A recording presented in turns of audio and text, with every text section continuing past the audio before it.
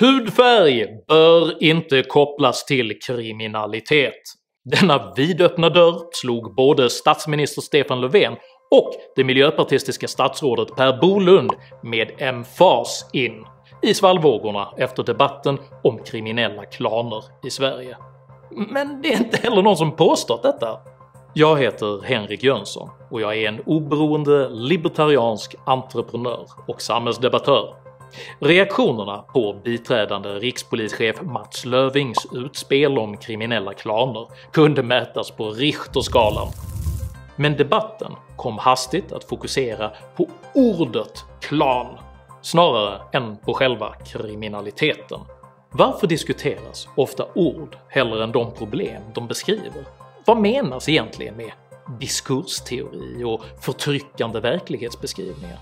Och vad blir konsekvenserna för ett samhälle som prioriterar ord och ideologi över pragmatism och verklighet? Dessa frågor tar jag upp i veckans video. Om du gillar mina filmer så hjälper du mig att fortsätta göra dem om du stöttar mig via något av betalningsalternativen här ute till vänster. Att göra en ny aktuell videokrönika varenda vecka hade inte varit möjligt utan ert fortsatt generösa stöd. Så ett stort tack till alla er som bidrar. Är du ny här på kanalen så kan du med fördel prenumerera här nedanför, se till att dunka på den där larviga klockikonen och prenumerera på mitt veckobrev så att du inte missar när jag släpper nya filmer, vilket jag gör med osviklig disciplin varenda lördagsmorgon klockan 08:00 svensk tid. Idag talar jag om förtryck, förbud och förbrytelser. Häng med!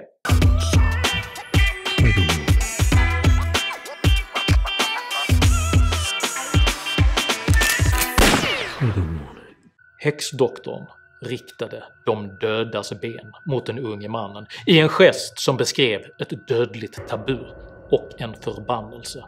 Inom ett dygn blev den unge mannen så svårt sjuk att han låg för döden. Tills han informerades om att benet inte alls hade riktats mot honom, varefter han mycket hastigt återfick hälsan. Detta fenomen kallas psykogenisk död och beskrevs första gången 1942 av den amerikanske fysiologen Walter B. Cannon i boken med det publikfriande namnet Voodoo Death. I korthet betyder detta att en individ är så övertygad om att en helig symbol styr över verkligheten att vederbörande genom självsuggestion framkallar det resultat han förväntat sig. Yeah, she said I'd be wearing red shoes when I met my true love. Uh-huh. And how many times have you worn those shoes since you got that fortune? Every day. Tabuer, eller sakraliserade förbjudna ord, gärningar och tankar förekommer i alla mänskliga kulturer och är rotade i magiska föreställningar vilka syftar till att skydda samhället från destruktiva och kaotiska krafter. Detta sätt att uppfatta tillvaron är snarlikt begreppet magiskt tänkande, vilket sedan 1800-talets mitt används inom både antropologi och psykologi. Psykologen Jean Piaget beskrev tidigt hur små barn under det prekonceptuella stadiet mellan 2 och 4 år ofta tror att deras egna tankar och ord styr världen omkring dem. Om exempelvis barnet varit arg på sin förälder och föräldern drabbas av en olycka kan barnet felaktigt tro att det själv varit ansvaret för olyckan på grund av de tankar och ord det uttryckt. Hos vuxna uttrycks magiskt tänkande genom olika typer av besvärjelser och riter, vilka man hoppas ska ge positiva resultat, som till exempel fred, hälsa eller välstånd.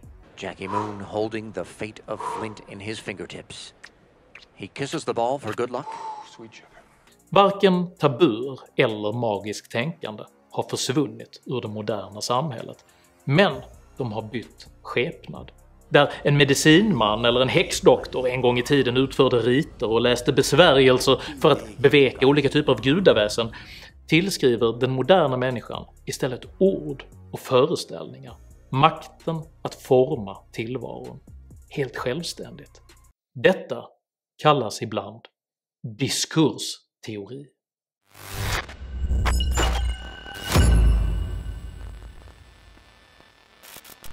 Den poststrukturalistiske filosofen Jean-François Lyotard skildrade i sin bok “Det postmoderna tillståndet” från 1979 hur västerlandets övergripande berättelser gradvis hade förlorat sin trovärdighet. Gud var död, proletariatet ville inte göra revolution och vetenskapen stod oförmögen att finna meningen med livet. De gamla idétraditionernas generella sanningsanspråk underkändes och ersattes med subjektiva narrativ. Dessa subjektiva narrativ speglade den västerländska kulturens tilltagande individualisering och medgav att varje individ ägde en unik och okränkbar subjektiv sanning. Detta perspektiv kom gradvis att i allt högre grad likställa beskrivningen av verkligheten med verkligheten själv och gjorde det som konsekvens nödvändigt att beskydda utsatta människor från förtryck genom att förhindra upprättandet av förtryckande verklighetsbeskrivningar varigenom dessa grupper riskerade att förfördelas. Language is immensely powerful and it is used to construct oppressive social realities. Therefore it must be regarded with suspicion and scrutinized to find the discourses of power. Denna så kallade diskursteori har i allt högre grad kommit att prägla västerlandets progressiva vänster och beskriver hur orden alltmer fått rollen som både totem och tabu. 1960- och 70-talens så kallade du-reform är ett tidigt exempel på hur språket kom att användas som ett ideologiskt redskap. Genom att tabubelägga alla tilltalsformer som indikerade social ställning ville man med orden som redskap förverkliga det klasslösa samhället genom att lingvistiskt omöjliggöra en klassmässigt förtryckande diskurs. Den breda lanseringen av det könsneutrala pronomenet hen i 2010-talets början uttryckte en snarlik ambition. Man ville undvika att upprätthålla en identitetsmässigt förtryckande diskurs genom föreställningen om två distinkta kön. På samma vis byts ord som associeras med förtryckande eller oönskade betydelser löpande ut för att undvika konstruktionen av socialt förtryckande diskurser. Städare ersätts med lokalvårdare. Ras ersätts med etnicitet, handikapp ersätts med funktionsnedsättning, som i sin tur ersätts med funktionsvariation. Detta totemistiska förhållande till språket förvandlar orden till besvärjelser, vilka förvandlar världen. För enligt diskursteorin är beskrivningen verkligheten. På omvänt sätt uppfattas också därför nyttjandet eller etablerandet av oönskade nya ord och begrepp som svart magi, vilka betraktas som uppsåtliga övergrepp med målsättningen att upprätta förtryck och ondska i världen. Det är i detta ljus man bör förstå de starka reaktionerna på biträdande rikspolischef Mats Löfvings utspel rörande Sveriges kriminella klaner.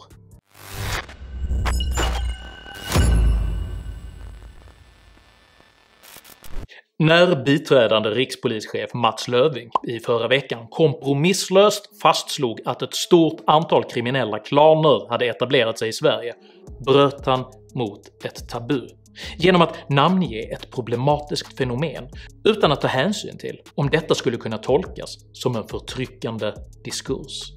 Just nu har vi minst 40 stycken släktbaserade kriminella nätverk i Sverige, så kallade klaner. De har kommit till Sverige, påstår jag, enbart med syfte att organisera och systematisera kriminalitet. Man tar sig in i näringslivet. Det finns också exempel på att man tar sig in i det politiska livet och vill ha en roll att spela i den offentliga, riktiga styrningen av en kommun eller till och med av Sverige. Det är den underrättelsebild vi har. Reaktionerna blev förutsägbart mycket starka och var nästan uteslutande fokuserade på just Löfvings val av ord. Sammanfattningsvis underkändes klanbegreppet som generaliserande och stigmatiserande eftersom inte alla klanmedlemmar nödvändigtvis är aktivt kriminella. Men mer intressant är att reaktionens styrka oavsiktligt även röjde en påtagligt kolonial underliggande maktanalys där grupper baserat på hudfärg och etnicitet bedömdes vara i särskilt behov av diskursmässigt skydd. Jag säger att jag vill inte koppla ihop brottslighet med etnicitet. Jag vill inte koppla brottsligheten till etnicitet. Vad vi ska vara oerhört noga med är att inte koppla ihop brottslighet automatiskt till hudfärg. Då är vi överens också om att det inte är hudfärg som avgör brottslighet. Det finns inte någon koppling mellan hudfärg och kriminalitet. Varken Löfving eller någon annan har påstått att vare sig etnicitet eller hudfärg är relevant rörande fenomenet med klanbrottslighet. Men detta behövs inte. Eftersom den etablerade diskurs som Löfving nu utmanar uppfattas skydda individer baserat på just etnicitet och hudfärg betraktas hans utspel automatiskt som ett förtryckande angrepp på dessa kriterier. Ett tydligt exempel på denna reaktion stod den vänsterpartistiska riksdagsledamoten Linda Snecker för när hon anklagade Löfving för att ha levererat en samhällsbild som väldigt många vill att den ska vara, där man kopplar ihop etnicitet och kriminalitet. Det spelar ingen roll vilka praktiska problem Löfving pekar på. För de människor som överordnar diskursen verkligheten är allt en fråga om vilken bild eller narrativ man levererar. Med samma utgångspunkt ställde SVT-journalisten Camilla Kvartoft i veckans Agenda Löfving till svars rörande huruvida han ville få människor att koppla samman etnicitet och brott. Ditt uttalande här om klanerna har skapat en väldig debatt om etnicitet och brott.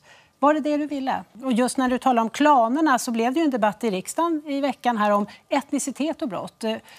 Var det du ville få fram? Efter att ha etablerat maktanalysen, där en överordnad och aggressiv ordningsmakt ställs mot en underordnad och rasifierad underklass, går Kvartoft vidare med diskursanalysen, där de förtryckande begreppen ifrågasätts. Begreppet kriminella klaner är laddat. Och vad skiljer det här ifrån maffian till exempel, som jag tror fler känner till? Men nu händer något intressant. För istället för att acceptera omvandlingen av klankriminaliteten till en fråga om semantik och diskurs, säger biträdande rikspolischef Mats Löfving ifrån. Denna namn- och definitionsfrågan har vi hållit på med nu lite i veckan. Jag är polis och mitt uppdrag det går ut på att göra konkret medborgarnytta. Så jag går liksom inte igång riktigt på de här namn- och definitionsfrågorna eftersom det helt enkelt inte spelar någon roll för våra poliser längst ut eller för medborgarna längst ut. Kvartoft är som journalist oförmögen att förhålla sig till Löfvings pragmatism och återför istället frågan till diskurs- och definitionsnivån, varefter Löfving ger henne en skarp reprimand. Så det spelar ingen roll om man säger släktbaserade nätverk eller klaner eller maffia. Ni menar... Så du hör vad jag säger nu. Ja. Det vi inriktar oss på det är kriminella människor som använder familjen och släkten som en plattform för att begå brott. Det räcker för mig. Samtalet mellan Kvartoft och Löfving skildrar spelet mellan abstraktion och konkretion, mellan idealism och pragmatism och mellan diskurs och verklighet.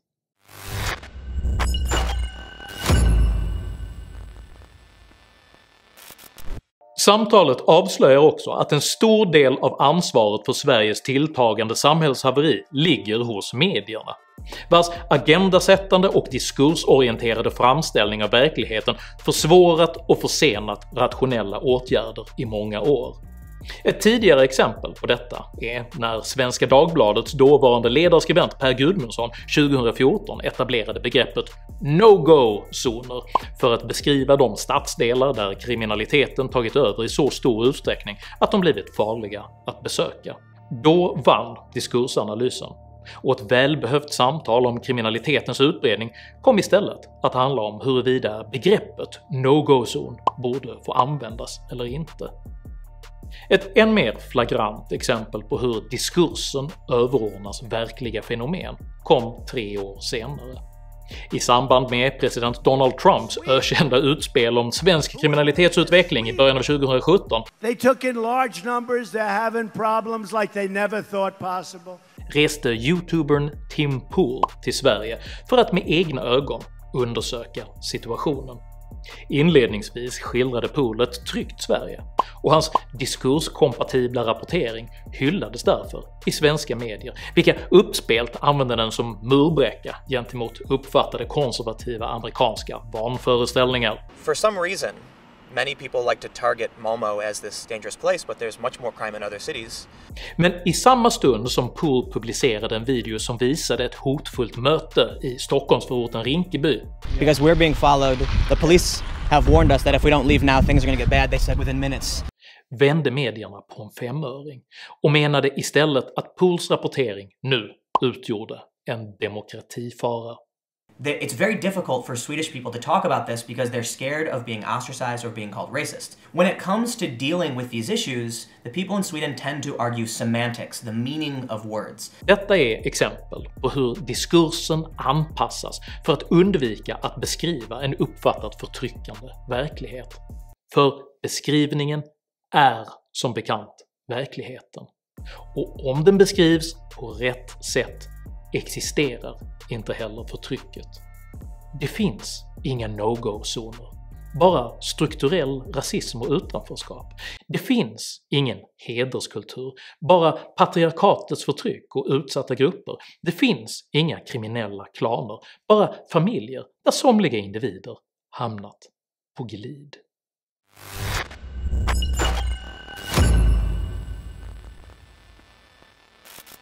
Samtalet mellan Löfving och Kvartoft visar en polismyndighet som tröttnat på att tvingas spela med i det mediepolitiska spelet och frisera verkligheten istället för att klarsynt och pragmatiskt rustas för att lösa de problem man faktiskt står inför.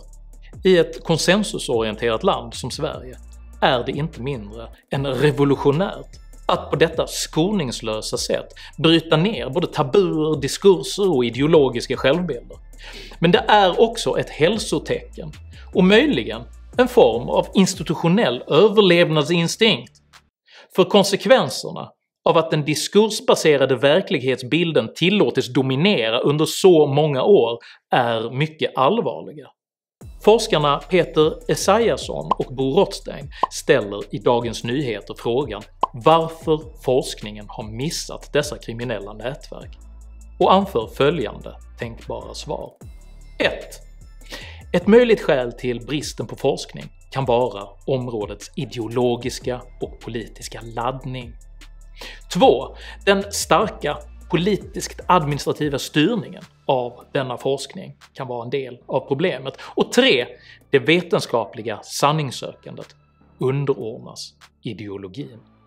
Detta är resultatet av uppfattningen att rätt berättelse, rätt ord och rätt maktperspektiv anses skapa rätt verklighet. Det omöjliggör diskussion om oönskade fenomen. Det omöjliggör skapandet av verklig kunskap och det omöjliggör att rationella åtgärder kan genomföras. Den svenska polismyndigheten gör ett farligt, svårt och otacksamt arbete. När de inte bara efterfrågar samhällets stöd utan även till stor personlig kostnad lägger tid på att bryta ner destruktiva tabuer bör vi som medborgare stötta dem. Låt inte den politiska, mediala och sociala diskursen stå oemotsagd. Låt dem inte förvandla diskussioner om verkliga problem till semantiska metadiskussioner och låt dem inte komma undan med anspråket på att deras beskrivning upprätthåller den goda verkligheten och att allt ifrågasättande av denna därför är förtryck, rasism och övergrepp. Detta är vi skyldiga vår ordningsmakt. Detta är vi skyldiga de hederliga människor som tvingas leva i klankriminalitetens skugga, och detta är vi skyldiga oss själva som svenska medborgare. För tabuer, totem och magiska tankar styr inte över verkligheten, även om du klär dem i en akademisk skrud och kallar dem diskursteori. Tycker du att ord subjektivt beskriver verkligheten snarare än att de är verkligheten? I så fall tycker jag att du ska dela den här videon med dina vänner, och varför inte prenumerera på min YouTube-kanal när du ändå är igång? Har du egna erfarenheter av hur problemdiskussioner förvandlas till semantiska metadiskussioner? Dela i så fall gärna med dig av dina upplevelser i kommentarsfältet här nedanför. Jag uppskattar all respektfull kommunikation. Men jag vill understryka att jag inte tolererar aggression, personpåhopp eller rasism i mina idédrivna kommentarsfält. Tack för att du respekterar detta. Jag heter Henrik Jönsson och jag anser att de som varnar mest för förtryckande diskurser också är de som förtrycker flest av andra människors diskurser. Tack för mig och tack för att ni har lyssnat.